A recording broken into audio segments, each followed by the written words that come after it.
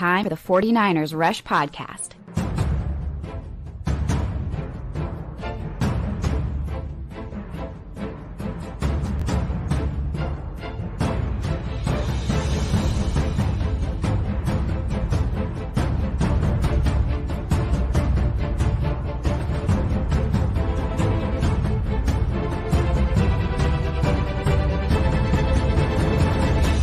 And here's your host, John Chapman. What is going on, faithful? It is absolutely incredible to be with you guys and all of the hashtag CC, the Countdown crew. What's up, guys? I wanted to jump on today.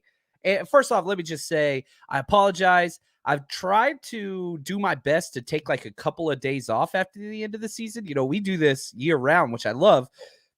But I was a little wore out, but I'm struggling staying away. So, like, even though, like, my wife is, like, trying her hardest to get me not to record and all that stuff, just take a couple of days away before the off season goes crazy.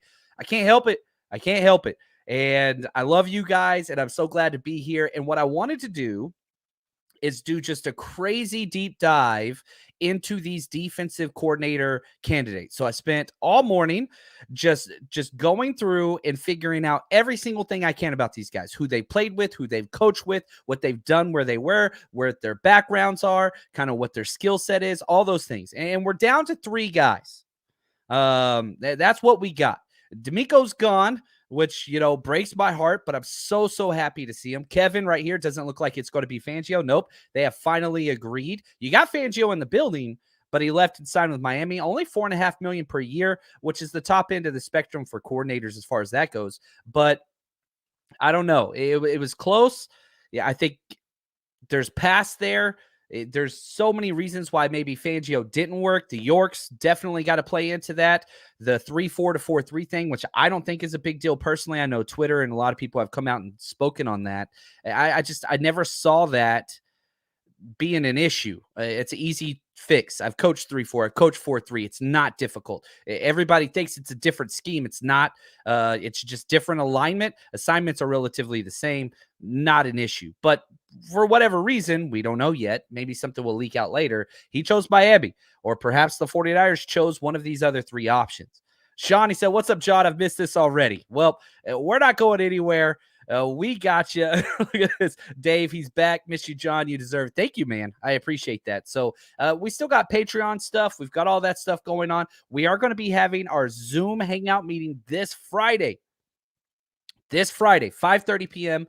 Pacific Standard Time. So come join us for that. So 5:30 p.m. And we're including the Steve Young and Jerry Rice tier, this one, and our Bill Walsh tier. They're included in everything always. So we're going to see that. We're going to see what that is. Mosquito Killer said, "I wonder if Fangio wanted to bring his own people." Yeah, he didn't have a lot of ties to this coaching staff. And so, yeah, it's interesting. And we're going to be talking about 3 main people today. And I broke down percentages, coaching resumes, all that stuff. Steve Wilkes, who is the odds-on favorite. Chris Harris, who I misspoke last episode. We were talking about predominantly Vic Fangio and Steve Wilkes last time. And somebody threw in the chat, "Oh, Chris Harris is an option." I misspoke. I thought it was Chris Harris Jr., the longtime slot corner. It was not. So that was a mistake on my part, a live mistake, and I wanted to correct that. I was wrong. It's a different Chris Harris, not Chris Harris Jr. This is Chris Harris, who's been a coach for 9 years, and Chris Kuseric, the only in-house kind of hire that is left on this entire whatever, right? So what I want to do, and yeah, this is, one of the hot names that's turning up. Kim, thank you, Kim. He says, "Is Denver's DC Ejiro Evero an option for you if Peyton would want to get his own guy?" He's one of the young risers, for sure. That's, he's had lots of head coaching interviews. I think he's got his 3rd interview with the Colts. Now, it would be a completely lateral move. So it would take him getting fired and passed over for the remaining head coaching jobs. So that there's a lot of asterisks to that, Kim. Yes, I would consider him for sure. He did a great job in Denver, but not a possibility in its current situation unless Peyton says, yeah, he's gone. He's gone. So that's what it is. Shade says, first pod since the game. I had to take a step back, but I'm back. Let's go. I love it, Shane, and welcome, my friend. Yeah, here we go. Is the hangout on Sunday? You said Friday. Oh, it's on Sunday. I think I misspoke. Today's Friday. The hangout is Sunday. I'm sorry, at 5:30. If I misspoke, I apologize about that. So yeah, that's what it is. It's going to be Sunday, 5:30 p.m. Pacific Standard Time. The Zoom link is on the Patreon post. All you got to do is click that, check that out. Donald, let's start with this. He says, do you like Steve Wilkes? The answer is hell yes. I really do like Steve Wilkes. Now, I put percentages to each one of these coaches landing the job, just my own percentages. Steve Wilkes is the favorite. Out of 100%, I got him sitting at 55%. I think it's the most likely candidate to come in and get, the 49ers DC job. It just makes too much sense. Now, again, he's in a weird situation as well because he's still employed by the Panthers as their DC assistant head coach, interim head coach. Now, they allowed him to interview. He did a great job, by the way, with the Panthers, because you remember they fired Matt Rule. They were 1-4. 49ers destroyed them. They fired Matt Rule right after that. It was kind of weird, being at the Carolina Panthers game. We went out there for the 49ers Rush road trip, and the most common shirt you saw, Christian McCaffrey was number 1, and number 2 was Fire Matt Rule t-shirts. They made them, they passed them out, they were selling them everywhere before the game as fans were walking in. And so it was, Christian McCaffrey, and then it was Fire Matt Rule. Well, they did that right after the game. And they promoted who was the interim head coach for Carolina. Here's what's crazy. He went 6-6. Matt Rule 1-4. They trade Christian McCaffrey. They fire Matt Rule. They bring him in. He goes 6-6. They were one game out of making the playoffs over Tom Brady. They got pretty stinking close. Yeah, Zoom is Sunday. Why did I misspeak? I'm so sorry about that. Live show. Apologies. No, Zoom is Sunday night at 5:30. Sorry about that, Joel. Joel's the man in Guam. Appreciate your service, buddy. So yeah, we'll see. Oh, he said I'm going to be at work. The time period, it just stinks. So let's go through. I've got 7 pages of notes. I'm going to try to do the best that I can to not make this, I guess, boring. Boring. Akshay says, I want someone with energy like Salah and Ryans. Well, if that's the case, not that Steve Wilkes doesn't have energy, but of the 3 candidates, he's the oldest. He's 53. Chris Kuseric's 42, and Chris Harris is 40. So, Steve Wilkes is the oldest by far of that group. Now, before we start this, let's allow Shanahan and Lynch to kind of bookmark this conversation.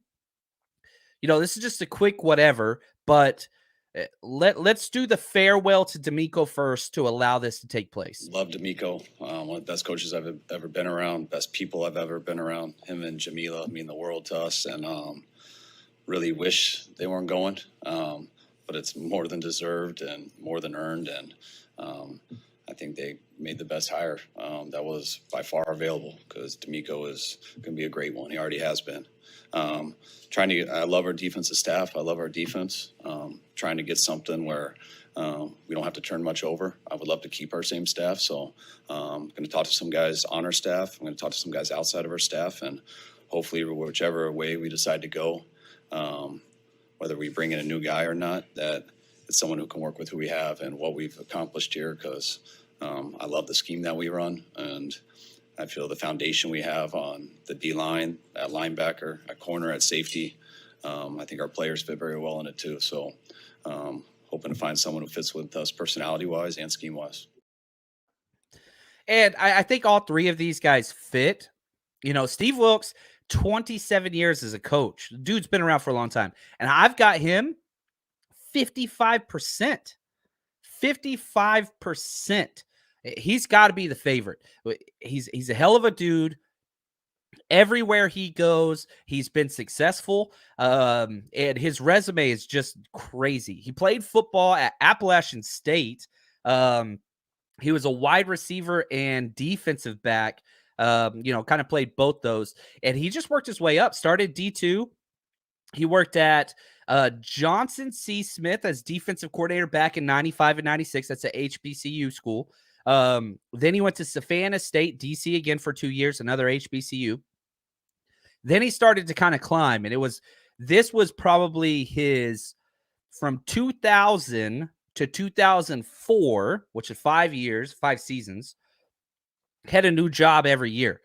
He was at FCS Illinois State, DB coach. 2001, he went to his alma mater, Appalachian State, DB coach. 2002, FCS East Tennessee State. He was the defensive coordinator.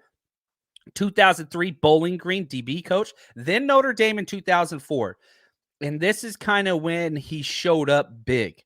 So he was at Notre Dame for 1 year in 2004, then made the jump to the NFL.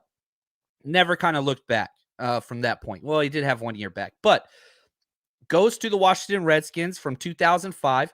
And listen to the players he coached in his first year in the NFL. Sean Taylor, the great Sean Taylor, Sean Springs, Ryan Clark, Carlos Rogers, who would eventually come over to the 49ers, right? That's a 1 year. 2006 to 2008, he was the Bears defensive back coach, and this is where it gets interesting as well. They win the NFC Championship, but guess who was a rookie on that team that he coached as the DB coach? None other than Chris Harris, who is also the other finalist for this job. So not only you're talking about guys that mesh well, you've got kind of the coach and the master and the grasshopper, or however you want to say that, right?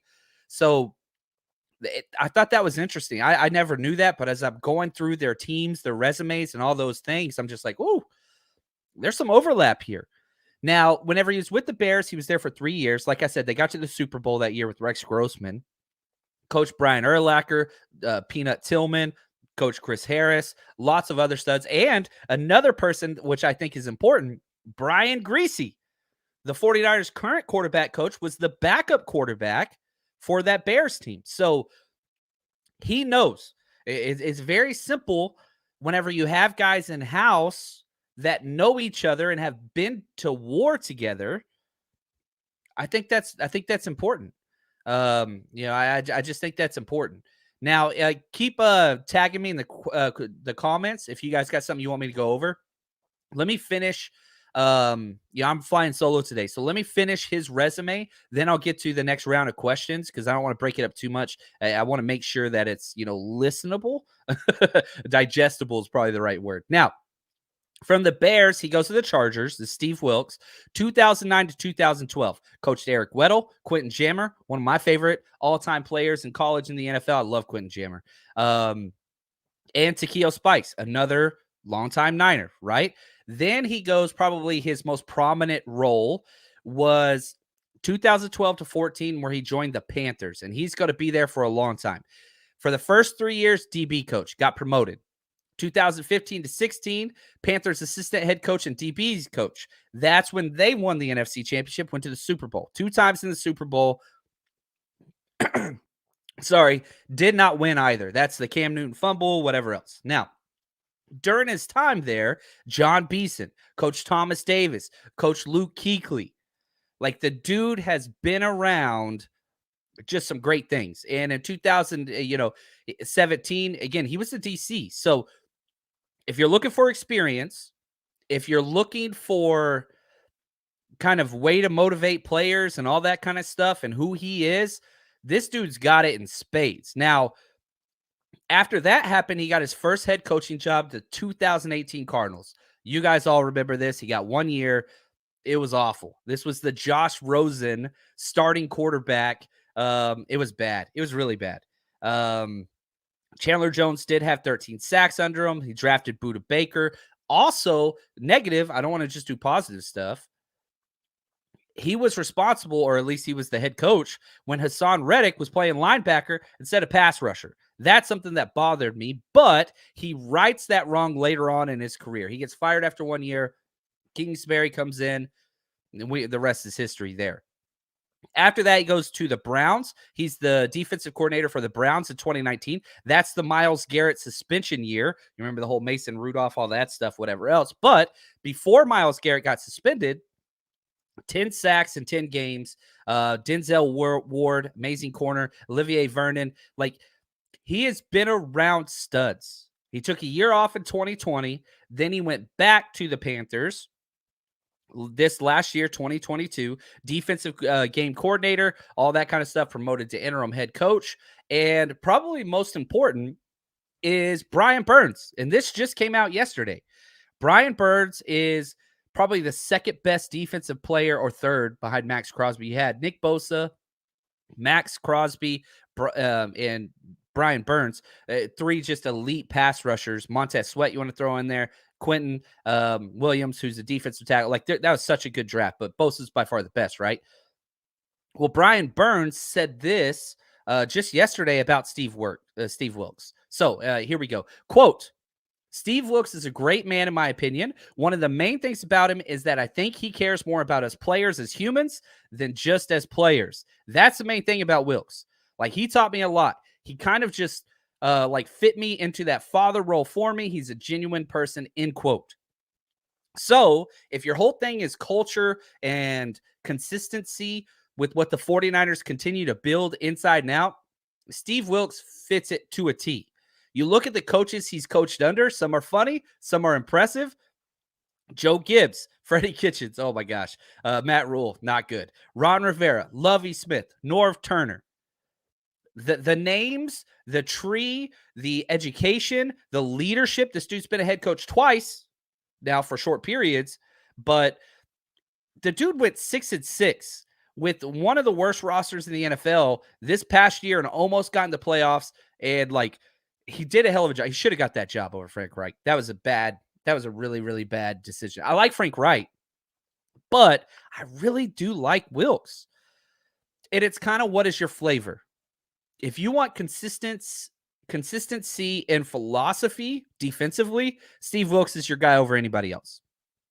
Number one, because he's done it. He's called plays. He's been a head coach. He's been there. He's been there. He's been there. He's been there. He's coached great linebackers. He's coached great, safeties. He's coached great defensive ends. He's done it all. There's nothing new for him to step in. That's why he's my favorite. He's got the experience. He's got the attitude. He's got the passion. Now, and we'll go back to your comment earlier. Yeah, he runs a 4-3, very similar philosophy. It's not too different. So, like, it's there. It's there. So it's the same thing. And yeah, zone concepts, that's not going to change. All three of these hires, nothing will change. Nothing will. The only difference is Steve Wilkes has done it time and time and time and time again. The other two have not, from a defensive coordinator's perspective. Now, let's look at the flip side of that coin then. What has Kyle Shanahan done in the past? New, highly energetic, young, new coaches, new DCs that have never done it before. So if that's the mode that you're going in, then you would want to switch it over to these other two young guys, right? Chris Harris or Chris Kuseric. Both Chris's spelled differently. I misspell Chris Kuseric's name more than anybody else whenever I look up stuff. Chris. Nope, it's KRS. KRIS. Sorry, dyslexia strikes again. But yeah, they do run zone. And, I keep seeing this. Josh, he says, DeMeco trying to steal Chris from us. I don't see that happening. I do not see that happening because coaches have a hands-off approach on certain ones. And Shanahans are notorious for this. They had to put in a new rule because they weren't going to have those things happen. So I don't think that DeMeco is going to be able to take Chris Kuseric. I just don't see that happening. I could be wrong. I think Chris stays. That's just my own personal opinion. Now, the one issue that I will say that does worry me about Chris Kuseric is, guess what? That dude, he was a D-line coach at Stephen F. Austin in Texas. He played at Texas Tech. Like, he's got Texas roots. That's the one thing that I'm like, I don't like that. But I just don't see it. Yeah, and he, again, all these guys 4-3, okay? So just 4-3, 4-3, 4-3. It's going to be a 4-3. That's not changing. It's not changing. So let's get to a couple questions before I dive into our next one. Chris Harris, right here. Akshay, he says, D-line has to be a priority this offseason. Hopefully, Kalia Davis works out and Drake, but we need some veteran depth too. Yeah, I went through and I've been doing percentages on every single free agent that I think will come back. Every single one of them. I finished that, and that's what I was going to do, but I was like, you know what? Let's put that off just a little bit.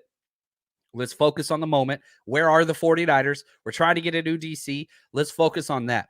And, again, I spoke with the great Brian Carter. I don't know if you guys remember last year, he helped with some draft stuff. We are working on an off-season plan to tackle everything efficiently and make sure that, not that we're your one-stop shop. I don't like that because I want you to listen to other shows too.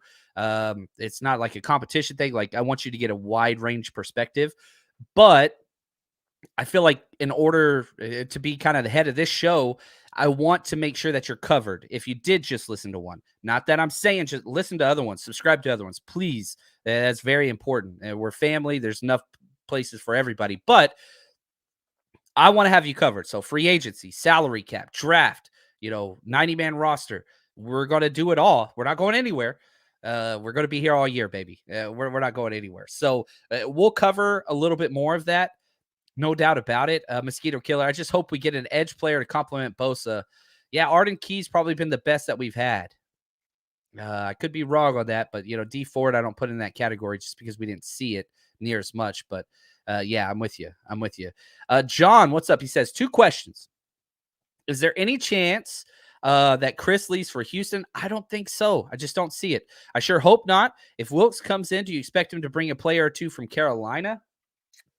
Yeah, I have not looked at their free agents, so I'm not quite sure. But yes, they were a dominant D-line heavy team with strong linebackers. Sound familiar? The one thing that I will say about Carolina that's a little different than the 49ers is they usually have put more of an emphasis on cornerback play, which should be music to the ears of everybody else. But anyway, we'll see what that goes. Shot J, yeah, I'm with you here. He says, I really want Ridgeway back. Dude was a black hole against the run. I think he will be coming back. I really, really do. And, there's 4 defensive tackles on expiring contracts. You got Kevin Givens, Maurice Hurst, Ridgeway, and Kerry Hyder. So all those guys expiring contracts. You got to bring back 1 or 2 of them at least and then add. And thankfully, well, I don't want to say this. Thankfully, they're going to be on the cheaper side. That sucks if you're them or their family or their agent. So I want them to make as much money as possible. But I don't think either player of those 4 that we mentioned are going to be getting, over $3.5 million per year. So we'll have to see what that looks like. Yeah, Juan, what's up, Juan? The amazing Juan. And any clip you see throughout this show's history is compliments of none other than the great Juan Solis, the honorable. He is the best, man. He is the best. So let's see here. Joel says, can you get Drake to train with Bosa this offseason? Man, I wish. The Bosas are pretty selective. That's what I know. Him and his brother and his dad and uncle, like, I don't know if they let people in there. It's not like Kittle or Trent Williams.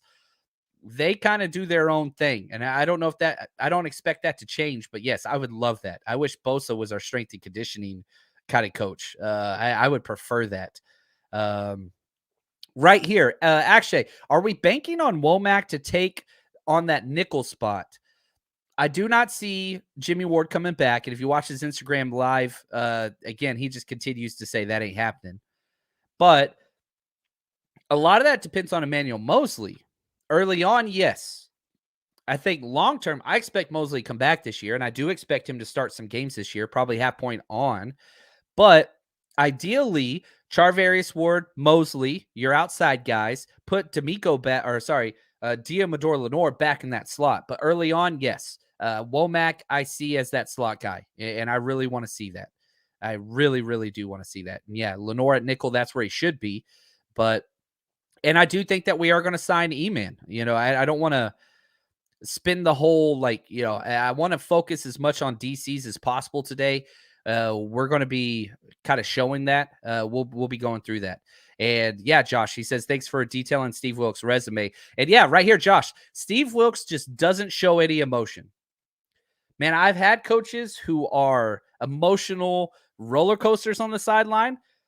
I've had coaches that are chill as hell at all times. Their heart rate never goes above 90. I don't know. Like, I believe in complimenting, okay? Here's what I mean by that. Wilkes is chill. He's chill. He's been through it.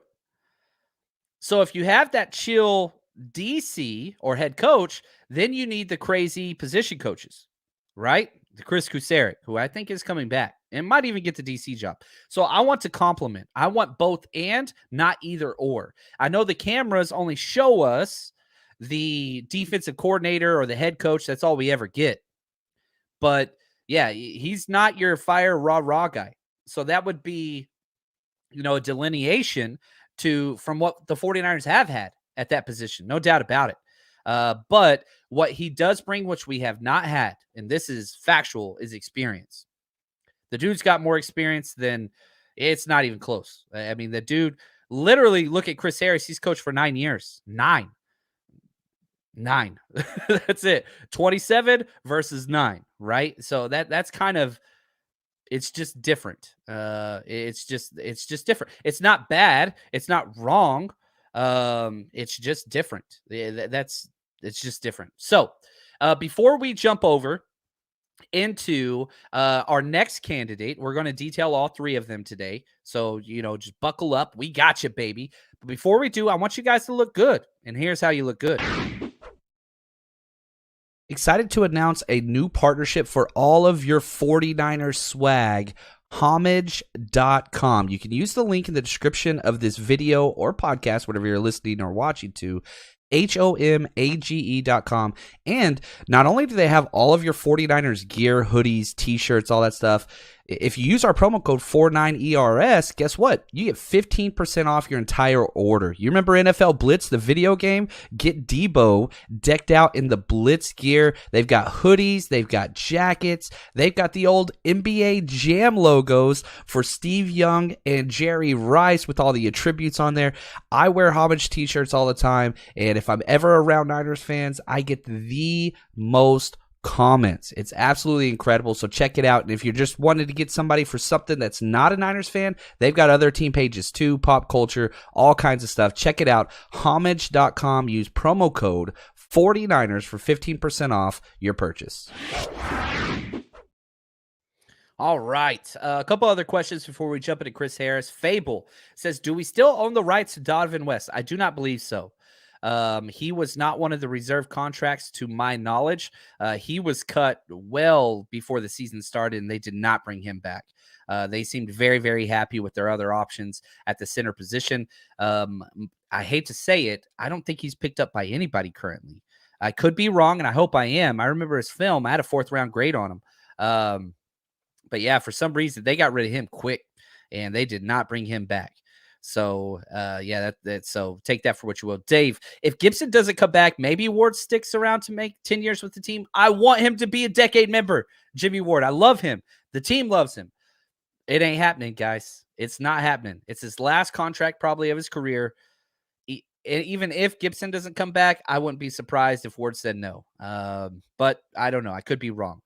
But yeah, we'll kind of have to see what that looks like, right? Because there's a lot of stuff that kind of falls right here. Is Daryl Tapp an option? Daryl Tapp is one of those guys that I could see going to Houston or getting promoted here, as that D-line assistant, whatever. So if Kuseric goes, yes, Daryl Tapp would be the instant kind of, shot up, whatever, however you want to deal with that. But I think that's what that would be. So Daryl Tapp's probably going to be getting a spot as a D-line coach somewhere. But again, we'll just have to see there. Need to re-sign Gold, Robbie Gold. He's not going anywhere. He posted on his Instagram, unfinished business, nowhere close to retiring. Goodness, I choked, almost died there. I don't, he's not going anywhere. Kyle loves him. So he's staying. What's up, Uncle Shan? Glad to see you there, man. All right. Let's jump back. Let's go to the man of the hour. probably, I call this guy the rising star, and that's none other than Chris Harris. He's coached 9 years. He's 40 years old, and he is like the new bright light rising star that is in the NFL. Now, also, I want to say this, and I felt weird about saying this, but both Wilkes and Chris Harris, they are minority coaching candidates, which for the 49ers is important because they are 100% bought into this compensation pick game. Okay. The NFL for a long time neglected minority hires, had to create rule, trying to increase that. Well, finally, I think they found something that has worked, and Kyle Shanahan and John Lynch single-handedly are working to fix this minority shortage issue in the head coaching department and the head general manager department, which is awesome because they have gotten 5 coaches hired, whether as the general manager or the head coach. 5 so far. They've been awarded 8, or will have been awarded 8 third-round picks. Because if you get 1 minority hired into the main GM position or the main head coaching position, you get 2 third-round comp picks, which just happened when Rand Carthon got hired, much deserved, to the Titans general manager. So you got 2 third-round picks for that. 1 in 2023, 1 in 2024. Now, once DeMeco got hired on there, you tack on a 3rd year. So now you get 1 2023, 2024, and 2025. You do not get an additional 3rd-round pick this year's draft. It just gets added on to the 3rd year. So we got 3 comp picks whenever Robert Saleh and Martin Mayhew were hired. So that was 3. Then we got 2 comp picks whenever McDaniel got hired. That was 5. And now we have 3 more coming with the hiring of Rand Carthon and DeMeco Ryans. Now, to my knowledge, if somebody else did get hired this year, there's no more compensation. We have maxed out the compensation for those hires. So why do I bring up the minority status of Chris Harris and Steve Wilkes? Does that demean the fact that they are unworthy of this job? Hell, pardon my language, fucking no. And I will be pissed off if that becomes an issue. That is not what I'm saying at all. That's not what it is. What I am saying is it matters because the rule states if you have a coach that gets hired to the main head coaching job or general manager job, then you will be awarded those compensation picks. But they have to be on your staff for 2 consecutive years beforehand. Okay. So for example, let's say you did hire Steve Wilkes as your DC. He's on your team for 2 years, then gets hired as a head coach. You would get that comp pick. Okay. For example, Anthony Lynn. Okay. You just hired Anthony Lynn last year. He is interviewing for offensive coordinator jobs, which does not bring any compensation if that was the case. But let's just say hypothetically, Anthony Lynn got hired as the head coach for another team. It's not going to happen, but not this year. If he took that job, the 49ers would receive 0 compensation because you have to be there 2 consecutive years at a minimum. Does that make sense? So that's why I bring it up. Take that for what you want. Yeah, sorry, the curse words. I'm trying to emphasize my point as drastically as I can because I think it is important. Anyway, so I apologize if the curse word offended you, but I wanted to make sure it was crystal clear the point I was trying to make there. So everybody wins. Enough said. There we go, Joe P, the man. So I have Chris Harris at a 30% chance of being hired for this DC job. So I got 55% for Wilkes, the favorite, 30% for Chris Harris. 9 years as a coach. He's 40 years old, the rising star. He played safety at Louisiana Monroe, the Warhawks, baby. He was a 4-year starter. He played in the NFL for 8 years, was a 6th-round pick by the Bears in 2005, and played with the Bears for 4 years. As I said earlier, he was coached by Steve Wilkes while there in Chicago. So these 2 guys that are fighting for this job know each other. And probably one of my favorite things that I found, I love history. I was a history teacher for 16 years. He won the Brian Piccolo Award, which if you don't know who Brian Piccolo is, go look it up. Absolutely incredible human being. Brian's song, amazing film. It's older, but amazing, whatever. He won that award as a rookie. Chicago has they give out 2 of these awards a year, one to a vet, one to a rookie. He won it as a rookie. It goes to the rookie on the team that demonstrates courage, loyalty, teamwork, dedication, and a sense of humor, which I thought that's who Piccolo was. As a rookie, he made it to the Super Bowl. He picked off Peyton Manning in the Super Bowl as a rookie, even though they lost. And, he played with a lot of great people while he was in Chicago.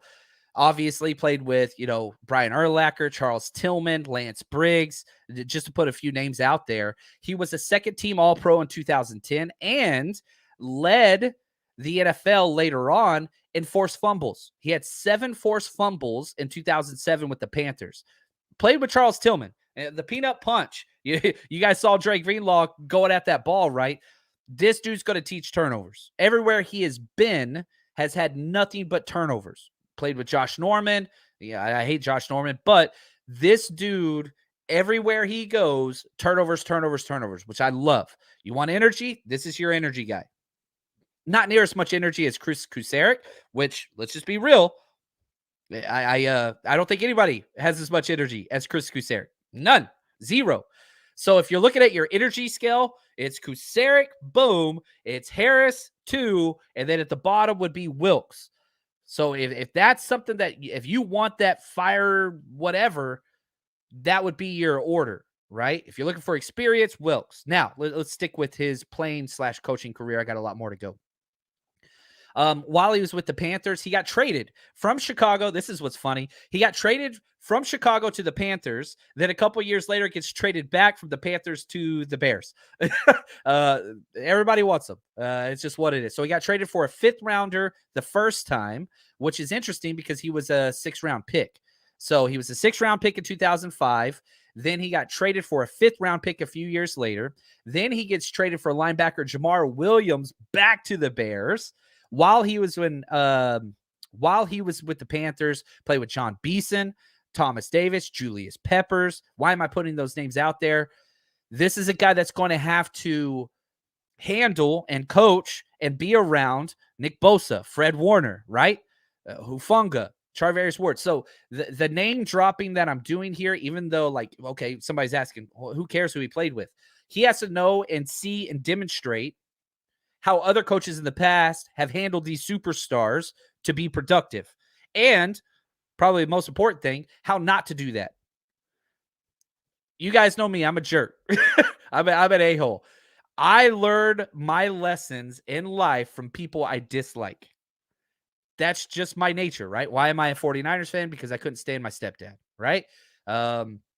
I see somebody mistreating somebody. I'm the person that's like, I never want to be that guy. And that's kind of how I was raised. Like, I saw people that I didn't like and how it affected other people. I'm a pretty big empathy guy. And like the way that you act affects other people. So whenever I would see people affecting others in a negative way, I took note to that. That's how I learned my lessons. Why do I bring that up as a coach? I've been around some terrible coaches, awful coaches. And things that I didn't think were a big deal, I learned, oh my gosh, look how this player's responding to this terrible coach. Don't do that. And the fact that he's been around so many studs at these prominent positions that the 49ers also have, I think that that's important, right? Now, how much of that has he learned? I don't know, but I think that it provides an opportunity to round your edges better in a healthier manner to work with these studs and all-pro players in the future. That's why I bring it up. After that, his playing career kind of started to die down. He was the first player to intercept Michael Vick after being arrested, which was interesting whenever he came back with the Eagles. Played with the Lions for a year, Jags for a year. Finished his career. He had 88 games started, 16 interceptions, 13 forced fumbles. That was his MO. So as a player, it was turnovers. That's what he brought. Now, his coaching resume is pretty short, 9 years. He was with the Bears for 2 years, 2013 and 14 as quality control.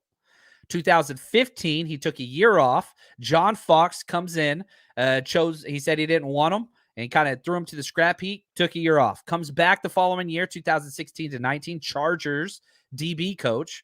Then the past 3 years was with Washington as a DB's coach as well. This is somebody that's never been a coordinator.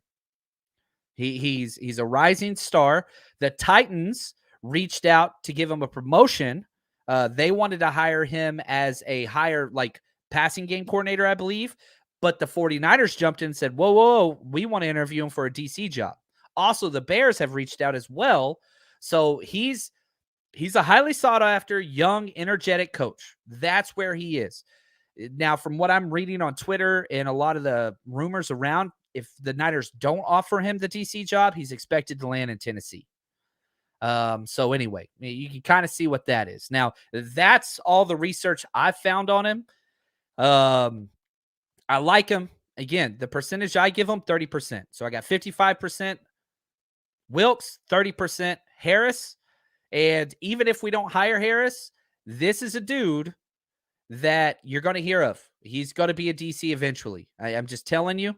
It's just what it is, what it's going to be. So anyway, that's where we got with that. Oh, look at this. Judd Kuseric said he doesn't want to be a coordinator.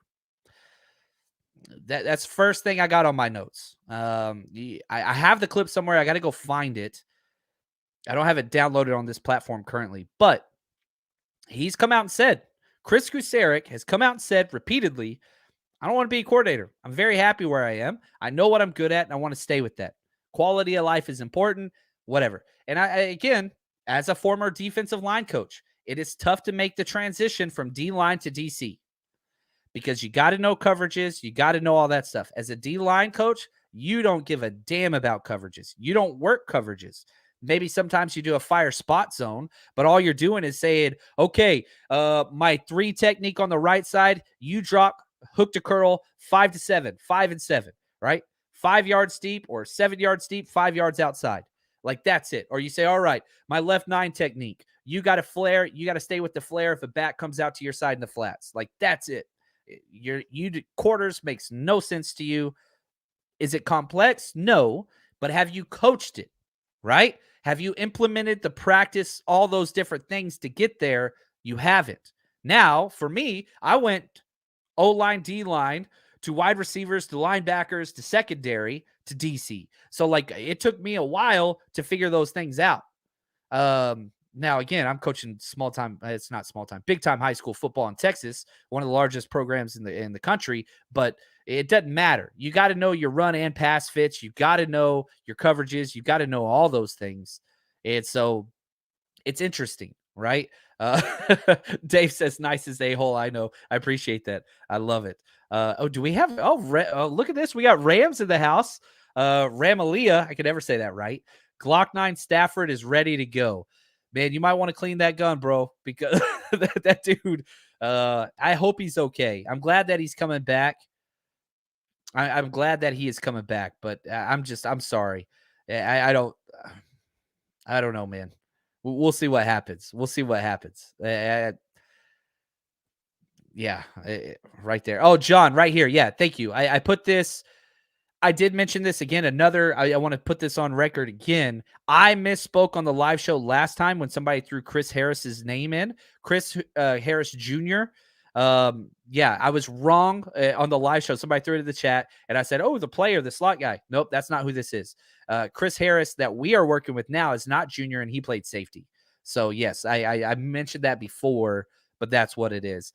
Philip, thank you so much for the super chat. He says either Wilkes got Harris, keep Kuseric where he is. Either get Wilkes or Harris. Yeah, I see what you're saying. I think that's the best of the both worlds, right? Because you get that continuity. And plus, if you get Kuseric, which I'll detail briefly his career. I did that a little bit last episode. But if you get Kuseric, you get Kerry Hyder on a vet minimum deal. That's just the way that it goes. It's just the way that it goes.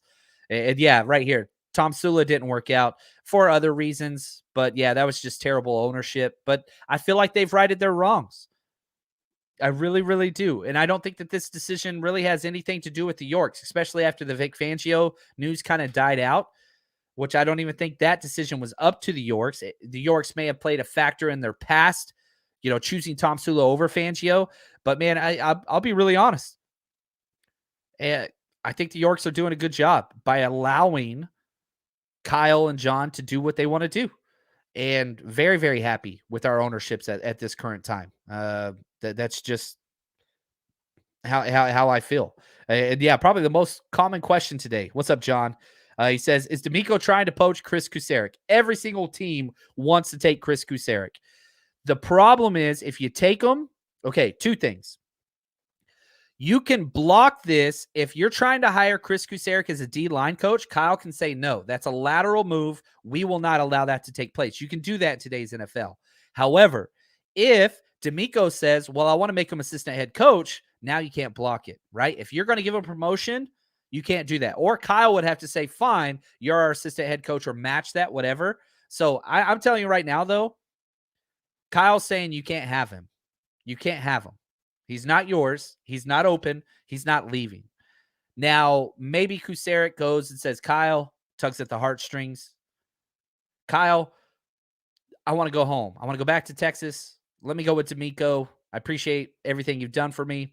That's the only way it would make sense. And Kyle could say, sorry, man, give me a year. Then I'll allow you to do it or something along those lines, which he did before with LaFleur. So anyway, you kind of see how that goes, right? Now, Chris Kuseric, I've got at 12%. Again, main reason why he's low. One, always been a DC. Two, always been a D-line guy. Two, he's come out and said he don't want to be a coordinator. He doesn't want to be a coordinator. So that's why I have him so low. I've got 3% left for the field. Some name perhaps we haven't heard of. I don't think that's going to happen, though. I think it's going to be one of these three guys. So, again, just to kind of summarize, 55% Steve Wilkes will be the DC, my own personal whatever. I could be wrong, but if I was given 100% on this, right? 55% Steve Wilkes, 30% Chris Harris, 12%. Make sure my numbers are right. I think they're right. I might be wrong. No, I think I'm good. 12% for Chris Kuseric and 3% some random name. Perhaps these interviews, something comes out, they don't like it, and there we go. So Kuseric's 39 years old. I'm sorry, 42 years old, and he's coached for 19 years. Fan favorite, highest energy ever. Continues to say he doesn't want to be a coordinator. He's been with the 49ers since 2018. Dolphins 4 years before that. Lions for 9 years before that. D-line coach everywhere he's been. That's all he's done. He was D-line coach back in Stephen F. Austin back in 2008 and was a 7th-round pick by the Seattle Seahawks in 2001, played at Texas Tech. There it is. And so, I don't see – I think it's going to be Steve Wilkes. It just makes a lot of sense. Kuseric I don't see, but I do think that he'll be here. But I think it's going to be Chris Harris, which would be a great hire. I'd be very happy if it was Chris Harris, but that would raise questions. It would raise a lot of questions because you got somebody that's never called a defense before. If you want to keep the ball in the fairway and guarantee you have a top 5 defense next year, you go with Wilkes. If you're trying to fight for the best defense of all time, but maybe you fall back in the kind of teens, there's a higher, variable status if you go with Chris Harris. But again, how much of an impact does one of these hires eventually becoming a head coach matter to the 49ers? To me, it doesn't. But those 2 third-round picks, they love. They just love. So I don't know. My bet is Wilkes is going to get the job, and that's kind of who I'm hoping for because I think he would be the most seamless transition from a defensive coordinator perspective out of these options. Vic Fangio would have been amazing. That didn't happen. Time to move on, right? That's what it is. Love you guys. Appreciate y'all. Hopefully you enjoyed this. It was a lot of fun doing this research. I really enjoyed it. Going back through. I love this kind of stuff, man. And, this season we got you. Draft work, free agency work. We're going to have you covered. Also do have to mention we still have a lot more Patreon breakdowns coming through. I still haven't finished the NFC Championship game, which I will do every single play. The first half's up, but I'll finish the rest of those in the upcoming days. But we got time, so I'm kind of trying to take a little bit of breath before I just dive in hardcore to the offseason. But trust me, you're going to get it all, baby. And again, we got our Zoom hangout Sunday night at 5:30 p.m., not Friday, Sunday night, our Zoom hangout, which is going to be a blast. But that's going to do it for us today. Thank you, guys. Hopefully you enjoyed this. Till next time, stay strong, faithful.